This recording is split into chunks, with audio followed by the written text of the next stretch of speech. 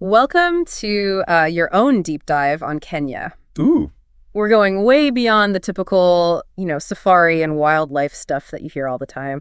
We're going to really try to uncover what makes this East African nation so unique. So think of it like a time travel adventure. We're going to start with prehistoric humans and end up with modern day innovators. I think what's really interesting about Kenya is that its story is really the story of humanity itself. Okay, so let's rewind the clock like 4 million years. Picture Kenya as the cradle of humanity. You might be familiar with Lucy, Right. the famous fossil found in Ethiopia.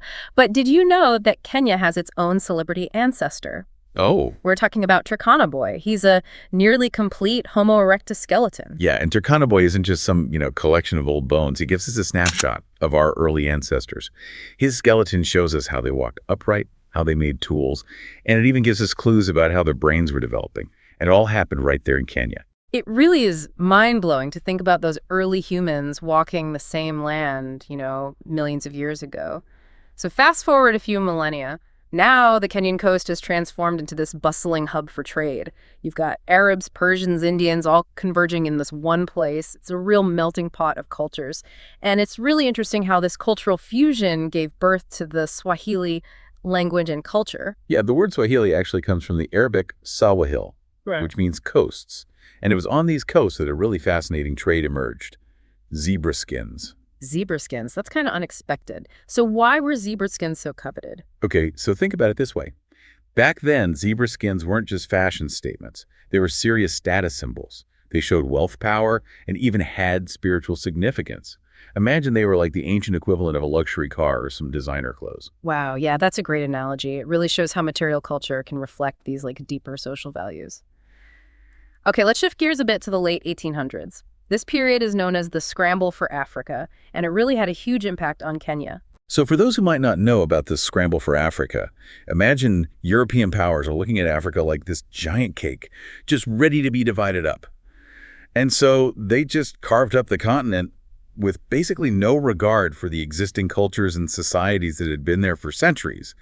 And unfortunately, Kenya got a really weird slice in all of this, which really set the stage for British colonization.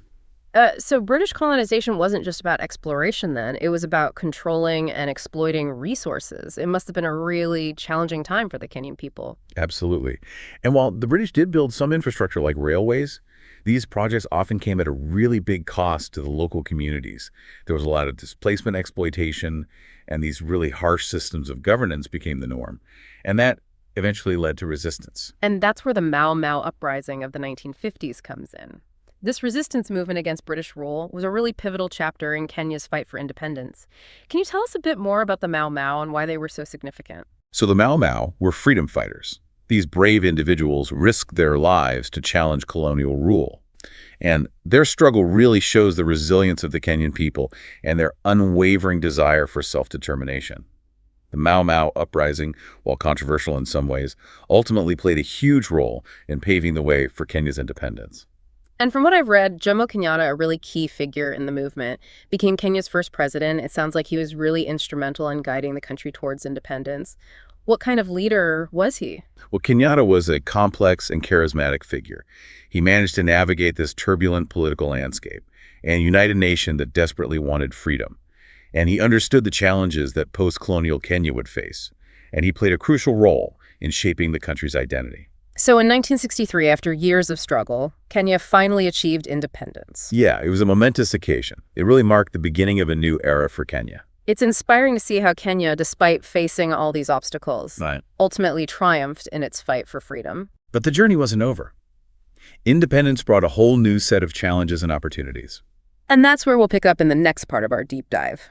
We'll explore how Kenya transitioned into this modern nation, facing new challenges, but achieving some remarkable successes along the way. Stay tuned as we delve into the really vibrant tapestry of modern Kenya, from its economic and cultural achievements to its role as a leader in innovation and technology. You might be surprised at what you discover. We left off with Kenya achieving independence back in 1963. But, gaining independence is just the first step. It's kind of like graduating. You're so excited for the freedom, but then reality sets in. You've got to figure out life on your own terms. What were those early years like for Kenya? Yeah, it's really important to remember that independence didn't magically solve all of Kenya's problems. It brought a whole new set of hurdles. like economic disparities and political tensions, and this huge monumental task of building a nation basically from scratch. That makes a lot of sense. It's one thing to fight for freedom, but it's a whole different ballgame to try to build this stable and prosperous society. Exactly. But what's really impressive is just the pure resilience of the Kenyan people. Hmm. They didn't shy away from these challenges. They saw it as a chance to shape their own destiny, drawing from their rich cultural heritage and that incredible Kenyan spirit. It's interesting. When you look at Kenya today, you see so much diversity.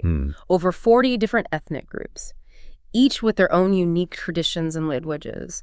How did they manage to create this sense of national unity with all that diversity? Well, that's a great point. Despite all the diversity, there's this shared understanding among Kenyans. They're all part of one nation, and they're all working together towards a common goal, a brighter future. And that unity is really reflected in what they've accomplished on a global scale. Yeah, that's so true. When I think of Kenya, I think of these amazing athletes like Eliud Kipchoge, pushing the limits of what humans can do. And the music scene, it's so vibrant with genres like Benga and Gen, finding audiences all over the world.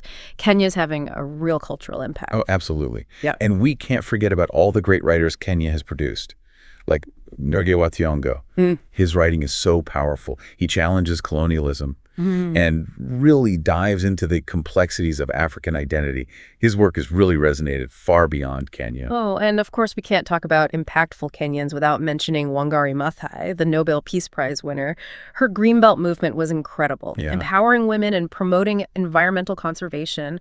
What a legacy. Truly inspiring. Yeah. Her story just shows how one person can really make a difference, both locally and globally. It's a good reminder that even when things seem tough, positive change is always possible. Speaking of change, I'm really curious about Kenya's role in this whole digital age. We hear all about Silicon Savannah, Right. Kenya becoming this huge tech hub in Africa. It's quite a change from its colonial past. How did that happen? Well, I think it shows just how adaptable and ingenious the Kenyan people are. They've embraced technology, not just as consumers, but as creators and innovators. They're using it to solve problems, connect communities, and drive economic growth. And let's be honest, you can't talk about Kenya and technology without mentioning Kenyan Twitter. Oh, yeah. They've got the memes, the satire, the social commentary. It's proof that they're not just absorbing online culture, they're shaping it. Exactly. It's a reminder that, innovation isn't just happening in Silicon Valley. It's happening everywhere, driven by passionate people who are using technology to create all sorts of new possibilities. And Kenya's a perfect example of that. It's been amazing so far, exploring Kenya's past, present, and getting a glimpse of its future. But I have to say, this deep dive has left me with way more questions than answers. And that's a good thing. It means you're engaged, you're curious, and you want to learn more. Yeah, I feel like we've just scratched the surface. There's so much more to uncover. That's the beauty of really diving deep into a subject. It's not about finding all the answers. It's about opening yourself up to new questions and new ways of seeing the world. Wow, it's amazing to think about how much we've actually covered. From those ancient ancestors to Silicon Savannah, it's like we've been given this key to unlock a whole new understanding of Kenya. Yeah, and that's what makes these deep dives so rewarding. It's not just about listening to a bunch of facts. It's about sparking that curiosity and encouraging you to learn more and uncover all these amazing hidden gems on your own. So where do we go from here? What can we do with all this new understanding? Well, the possibilities are pretty much endless.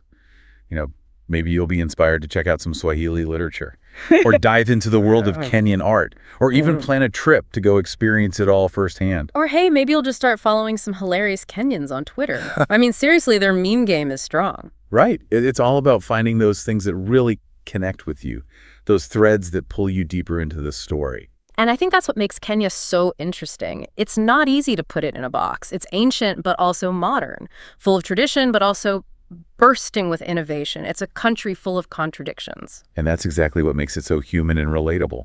It reflects our own nature. Yeah. That we're capable of amazing things, but also face huge challenges. Kenya's story really reminds us that there's always something new to learn, always another layer to uncover, a different perspective to consider. It's this constant journey of exploration and discovery. Exactly. And that's what we hope you take away from this, a sense of wonder, a desire to learn more, and that you're open to the complexities of our world. So as we wrap up our journey through Kenya's past, present, and future, I want to leave you with this. Imagine you're standing on the plains of the Masai Mara. The sun is setting, the air is alive with the sounds of wildlife, you're surrounded by all this incredible beauty. But you also have all this knowledge now of Kenya's rich history, its vibrant culture, its struggles, and its triumphs. How does that change the way you see this place? How does that change the way you see the people? How does it change the way you see your place in the world? Let that image sink in. And let it spark your curiosity. And let it guide you as you continue to explore and learn. Thanks for joining us on this deep dive into Kenya. Until next time, keep exploring, keep questioning, and keep diving deep into the world around you.